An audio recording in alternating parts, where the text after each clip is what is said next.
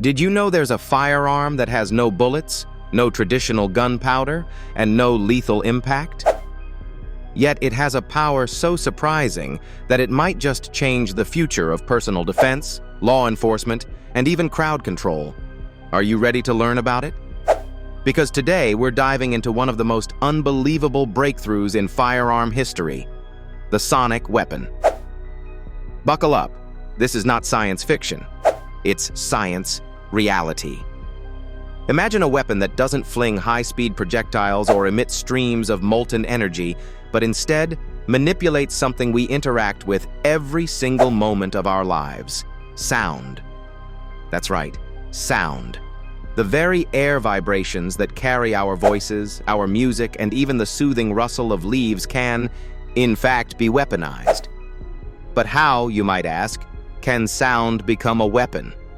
Let's unravel the mystery. Since the dawn of firearms, we've relied primarily on kinetic energy, bullets, shrapnel, explosive force, to create impact. But the sonic weapon, a firearm that leverages specific sound frequencies, tells a completely different story. This device sends out highly concentrated beams of sound waves, often called an acoustic weapon, that can incapacitate a person without ever inflicting physical damage. Isn't that wild? But before we get into the how, let's address the why. Why create such a weapon? Imagine this. Law enforcement is confronted by a large, unruly crowd. Traditional measures like tear gas and rubber bullets come with inherent risks, injuries, lawsuits, and even fatalities. On the flip side, a sonic weapon can produce a sound wave so discomforting and disorienting that it forces aggressors to back down without any bloodshed. Sounds like sci-fi, right? But this innovation is very much real. Here's how it works. The sonic weapon emits sound at super low frequencies, frequencies that you don't hear, but you feel. These are called infrasound waves. At extremely high decibels, these waves can cause disorientation, dizziness, nausea, and even physical pain. Imagine a deep hum resonating through your chest, making every bone and organ feel like it's vibrating. It's not something you can resist or brush off. That's how it gets its power. And it's not just the low, rumbling sound waves that make sonic weapons so effective. Other models use high-frequency sound, frequencies so shrill and piercing that they can make you drop to your knees, clutching your ears.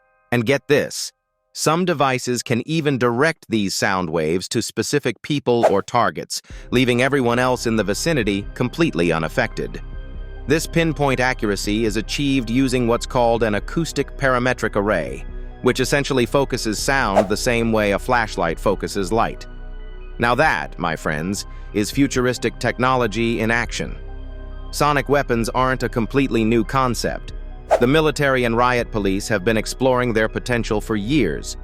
For instance, you may have heard of LRAD, long-range acoustic device, a high-decibel device used to deter pirates, protesters, and even rioters. Able to project voice commands or deterrent tones over a mile away, the LRAD is essentially a shout gun. But this next generation of sonic weapons goes a step further by fine-tuning sound to target specific human vulnerabilities. Now pause for a minute. Can you envision the real-life applications of this? Because we can. Remember the application for crowd control we just mentioned? Now think about personal defense. Unlike traditional firearms, which risk lethal consequences, a handheld sonic weapon could keep you safe while ensuring the aggressor walks away unharmed. Imagine a world where you can defend your home or your loved ones without the need for deadly force. It's a paradigm shift in how we view safety and conflict resolution. So how widespread is this technology? And is it even legal? Well, that's where things get murky. Sonic weapons exist in various stages of development across military, law enforcement, and experimental labs worldwide. However, deploying these weapons raises ethical and legal concerns. For starters, the effects of infrasound and high-decibel noise on the human body are not fully understood, particularly with sustained exposure. Researchers have raised valid points. Could these weapons cause long-term hearing damage or unknown physiological effects? Is using sound as a weapon intrinsically cruel? These are uncharted waters, even for regulatory bodies like the United Nations, which has yet to put down firm rules regarding their use. Yet, despite these concerns, private companies are edging closer to making sonic weapons available commercially. Some borderline science fiction versions of this technology are already out there. For example, sound-based repellents aimed at animal control or home protection are just scratching the surface of what's possible. But as this tech leaps toward broader applications, so does its potential for misuse. Alternatively, it also raises questions about whether sound-based solutions might one day entirely replace projectile-considered weapons in non-lethal scenarios. But to every rose, there is a thorn, and sonic weapons are no exception. Though they can incapacitate, they can't incapacitate everyone. Certain conditions, like hearing loss or increased tolerance to specific frequencies over time, could make these weapons less effective depending on the adversary. Furthermore, sound is a type of energy, and even though it's powerful, it dissipates rapidly with distance, air density, and obstacles. Your trusty sonic weapon isn't going to work as intended if you're trying to deter someone through a solid wall, or even with a lot of background noise. Then there's the question of public acceptance. While the idea of sound beams gently neutralizing a threat sounds ideal, there's something deeply unsettling about manipulating human biology in this way. Critics argue that the application of these weapons could have Orwellian implications, used to suppress dissent, squelch protests, or even enforce totalitarian ideologies under the guise of public safety. How do you feel about governments or law enforcement agencies possibly turning sound waves into instruments of control? Because this debate isn't just speculative, it's happening right now. The sonic weapon encapsulates a strange and fascinating conundrum. It's simultaneously revolutionary and controversial, a device designed to protect but with frightening implications if misused or overused. But one thing's for certain: this weapon shifts the paradigm of firearms away from brute force and toward something far subtler and equally as remarkable.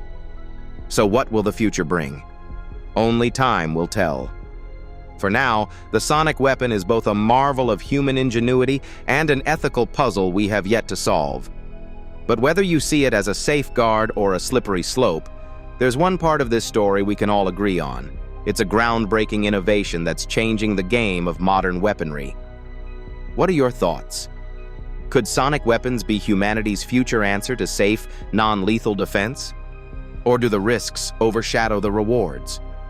Drop your opinions in the comments below, and don't forget to like, subscribe, and share if this got your wheels spinning. We've got more incredible, mind-bending firearm stories on the way. Stay tuned for the next episode in our Firearm series, where we dive into another unbelievable innovation you won't want to miss. Don't forget to hit that notification bell to stay updated.